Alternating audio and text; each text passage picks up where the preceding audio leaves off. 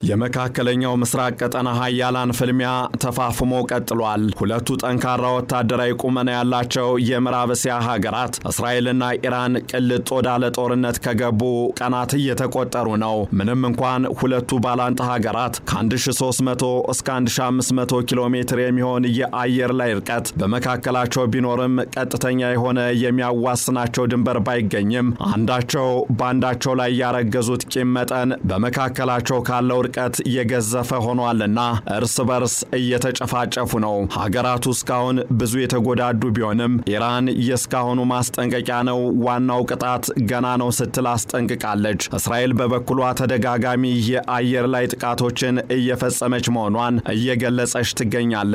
ከወዲያ ደግሞ የእስራኤል የሁልጊዜ አጋር የሆነችው አሜሪካ ፕሬዝዳንት አወዛጋቢው ዶናልድ ትራምፕ ኢራን ያለምንም ቅድመ ሁኔታ እጅ ትስጥ ሲሉ ማሳሰቢያ ይሉ ጥሪ አስተላልፈዋል። በሌላ በኩል ደግሞ ትራምፕ በኢራን ላይ ጥቃት እንዳይፈጽሙ የሚከላከል የውሳኔ ሐሳብ የአሜሪካ የሕዝብ እንደራሴዎች አቅርበዋል። ይህም የእንደራሴዎችን ምክር ቤት አባላትን በሁለት ጎራ ያሰለፈ ጉዳይ ሆኗል። ለመሆኑ ዶናልድ ትራምፕና አስተዳደራቸው በኢራንና እስራኤል ጦርነት በቀጥታ ሊሳተፉ ይችላሉን ወይስ አሁን ባሉበት ሁኔታ ሊቀጥሉ ይችላሉ? ጉዳዩን በዕለቱ ዓለም አቀፍ ትንታኔያችን እንመለከተዋለን። ከትንታኔ ዘገባው ጋር ታሪኩ ጋሹ ነኝ። በእስራኤል ድንገተኛ ጥቃት የተጀመረው የተፈላላጊዎቹ ኢራንና እስራኤል ጦርነት በሁለቱም በኩል ሰብአዊና ቁሳዊ ጉዳቶችን እያደረሰ ዛሬ ስድስተኛ ቀኑን ይዟል። ከአውሮፓውያኑ ኦክቶበር 7 2023 የሐማስ ድንገተኛ ጥቃትን ተከትሎ ለወራት ሳይሆን ለዓመታት ኢራን ታስታጥቃቸዋለች ከሚባሉት የፍልስጤሙ ሐማስ ሞት ለእስራኤል ሞት ለአሜሪካ የሚል መፎክር ካለው የየመኑ ሐውቲ እስከ ሊባኖሱ የሂዝቦላ ታጣቂ ቡድን ድረስ ስትዋጋ የቆየችውና አሁንም ገና ከቡድኖቹ ጋር የፍልሚያ ዶሴዋን ያልዘጋችው እስራኤል አሁን የቡድኖቹ አስታጣቂ ናት ከምትባለው ኢራን ጋር በግልጽ እየተዋጋች ነው። የጦር ጀቶቿ የኢራንን ሰማይ አካለው ኢላማዎችን እያወደሙ ከፍተኛ ባለስልጣናትንና የኒውክሌር ጣቢያዎችን ነጥለው እያጠቁ ነው። የቀጠናው የረዥም ርቀት ሚሳኤሎች ባለቤት የሆነችው ኢራንም ካለፈው አርብ ጀምሮ በተምዘግዛጊ ሚሳኤሎቿ አጸፋዊ እርምጃዎችን እየወሰደች ትገኛለች። በእርግጥም በእስራኤልና በኢራን መካከል የሚገኘው ከ1300 እስከ 1500 ኪሎ ሜትር የሚሆነውን የአየር ላይ ርቀት በጥቂት ደቂቃዎች ፉት የሚሉት የቴህራን ሚሳኤሎች በእስራኤል ሰማይ ላይ እሳት እየተፉ ሲርመሰመሱ አንዳች በሲኒማ ጥበብ በምናብ የተዘጋጀ የሆሊውድ የጀብድ ፊልም እንጂ በእውኑ ዓለም እየተስተዋሉ ያሉ እስትንፋስንም የሚነጥቁ ህንፃዎችንም ወደ አመድነት የሚለውጡ የእሳት አሎሎ አይመስሉም። በአንጻሩም የእስራኤል የጦር ጀቶች በየ30 ደቂቃው በጉያቸው የታቀፉትን በሆዳቸውም የተሸከሙትን አውዳሚ ቦምብ በኢራን ከተሞች ላይ በተመረጡ ኢላማዎች ላይ ያነጣጠሩ ሲተኩሱ በተንቀሳቃሽ ምስሎች ሲታዩ የምናብ እንጂ የእውን አይመስሉም። ሆኖም ከሁለቱም በኩል ያሉ ትዕይንቶች የእውነት ድርጊቶች ናቸውና የእስራኤል የጦር ጀቶች 224 ሰዎችን ሲገድሉ የኢራን ሚሳኤሎች ደግሞ የ24 ሰዎችን ሕይወት ነጥቀዋል። ከሁለቱም ወገን በርካቶች ሲቆስሉ ህንፃዎች ወደ አመድነት ተቀይረዋል። የምዕራብ እስያዎቹ ባላንጣዎች እያደረጉት ባለው በዚህ ጦርነት እስራኤል የአየር ላይ የበላይነቱን ይዛ በፋርሶች ሰማይ ላይ ስትሸልል፣ ኢራን ደግሞ በሚሳኤል ጥቃቱ በኩል የጽዮናውያኑን ሰማይ ከቴል አቪቭ እስከ ሃይፋ ከባቲያም እስከ ኢየሩሳሌም እየጎበኘችው ነው። ከዚህ አንጻር ምንም እንኳን ኢራን ወደ እስራኤል የተኮሰቻቸው አውዳሚ ሚሳኤሎች አብዛኞቹ ውድመት ከማስከተላቸው በፊት መምከን ቢችሉም በርካታ ቁጥር ያላቸው ሚሳኤሎች ግን የመከላከያ ስርዓቶችን አልፈው ገብተው ቴል አቪቭን መጥተዋል። የኔታንያሁን መኖሪያ ቤትና የሃይፋን ህንፃዎች ጎድተው ታይተዋል። አስገራሚ ፍጥነት ያላቸውን የኢራን ሚሳኤሎች ሙሉ በሙሉ ለመመከት የእስራኤሉ አይረንዶም የመከላከያ ስርዓት እየተሳካለት አይመስልም። በእርግጥ የኢራን ሚሳኤሎችን በመመከት የእስራኤል እስትንፋስ እንዲቀጥል ያደረገው አይረንዶምን ብቻ ሳይሆን ዛሮውና ዴቪድ ስስሊንግ ወይም የዳዊት ወንጭፍ የተሰኙ ድርብርብ የመከላከያ ስርዓቶችን ጥሰው ገብተዋል። በእርግጥ ይህንን ጉዳይ የእስራኤል መከላከያ የሚተኮሱ ሚሳኤሎችን 100% የሚያመክን የመከላከያ ስርዓት በዓለም ላይ የለም ሲል አረጋግጧል።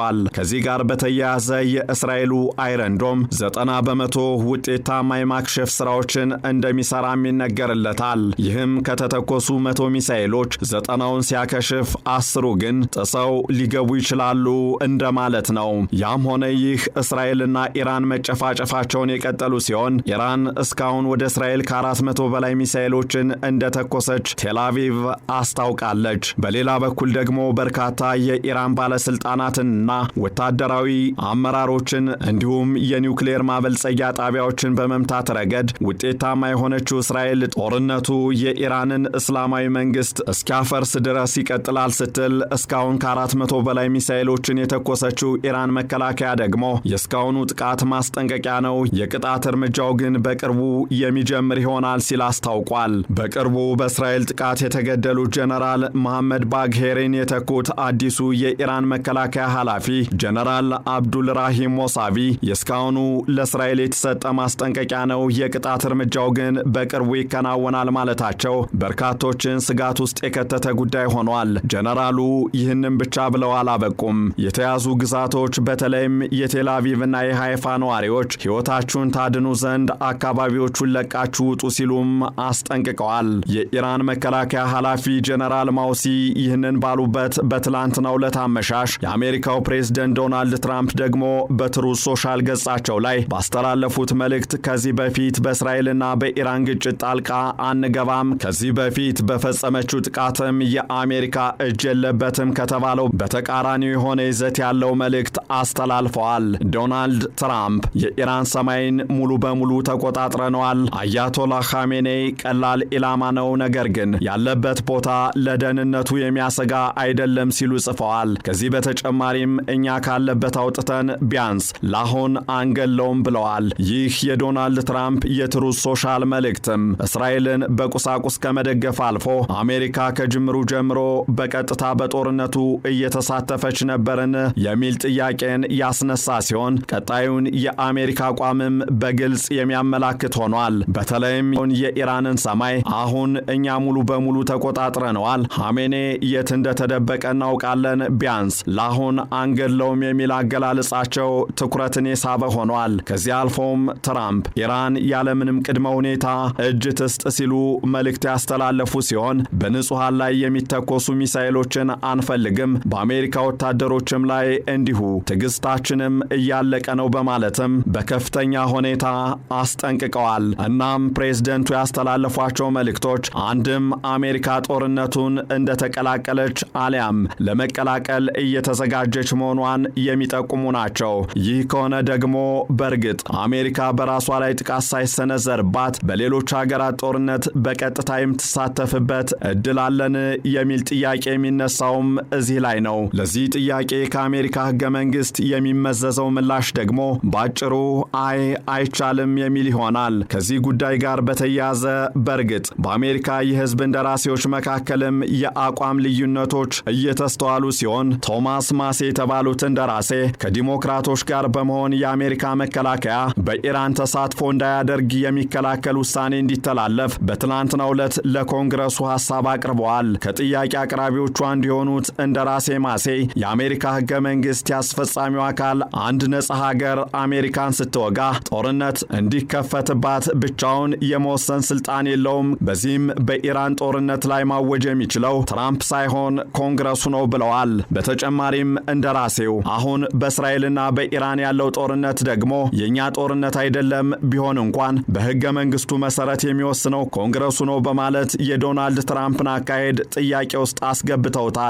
በሌላ በኩል ደግሞ የፔንስልቫኒያው ሴናተር ጆን ፌተርማን አሜሪካ ጣልቃ ገብታ ኢራንን እንድታጠቃ እንደሚፈልግ የገለጸ ሲሆን የኢራንን የኒውክሌር አቅም ማንኮታኮት ለሰላም የሚደረግ ጦርነት ነው ሲል አስተያየቱን ሰጥቷል። ምንም እንኳን የአሜሪካ ሕገ መንግስት ቀጥተኛ ጣልቃ ገብነትን ባይፈቅድም የፕሬዝደንት ዶናልድ ትራምፕ አቋም ግን ከሴናተር ፌተርማን የተለየ አይመስልም። እናም ጥያቄው ትራምፕ የልዕለ ኃያሏን አሜሪካ የበላይ ሕግ አክብረው እጃቸውን ማይሰበስቡ ከሆነ ኮንግረሱ ምን አይነት እርምጃ ሊወስድባቸው ይችላል?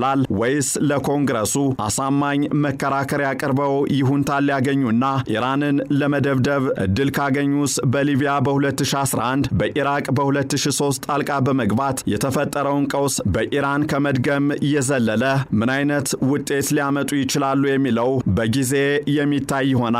ይህንን ይህንን ዓለም አቀፍ ትንታኔ ስናዘጋጅ ኤንቢሲን፣ ዘ ኢኮኖሚክስ ታይምስ እንዲሁም ኤፒ ኒውስን በዋቢነት ተጠቅመናል።